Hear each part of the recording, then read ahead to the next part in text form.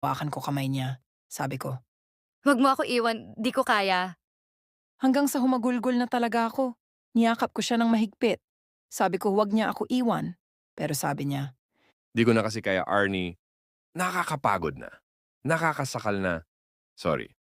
nag-iyakan lang kaming dalawa. Tapos sabi niya sa akin, Bitawan lang muna natin ang isa't isa. Kung tayo, tayo talaga. Huwag ka nang umiyak. Ang toxic na kasi ng relasyon natin. grabe yung iyak ko. Ayokong pumayag pero wala akong nagawa kaso ayaw niya na talaga.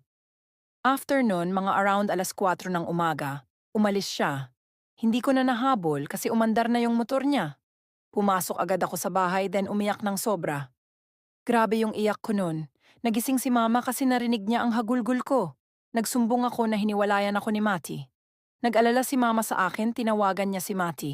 Nagtanong siya anong nangyayari sa aming dalawa. Nagsorry lang si Mati.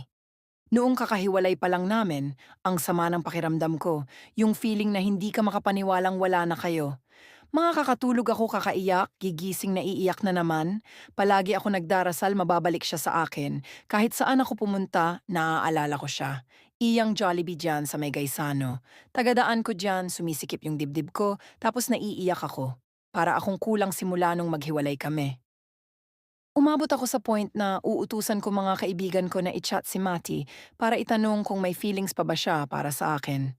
Umabot din ako sa point na nagpapanggap akong may sakit para pansinin niya lang ako. Although, effective siya.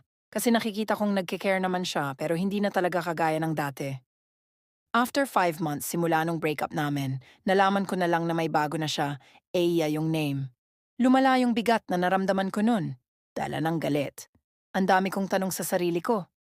Like, nag-cheat ba siya while kami pa? Si Aya ba dahilan kaya niya ako iniwan? Nagka-cuffling na ba sila kahit kami pa? Ang dali naman niyang nakakita ng ipapalit sa akin. Nabaliw yung utak ko nun. Sa galit ko, ginawa ko yung best friend niyang si Albert. Gusto ko magselos siya pero walang epekto. Nag-congratulate pa sa akin ng baliw.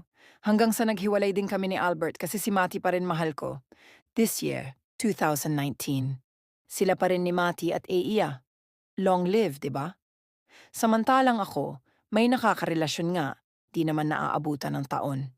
Nakukumpara ko kasi sila kay Mati. Since 2014 until now, palagi ko lang silang ini-stalk. Every time na mag-post si Mati about kay Aiya, nasasabi ko sa sarili ko na ako dapat yon.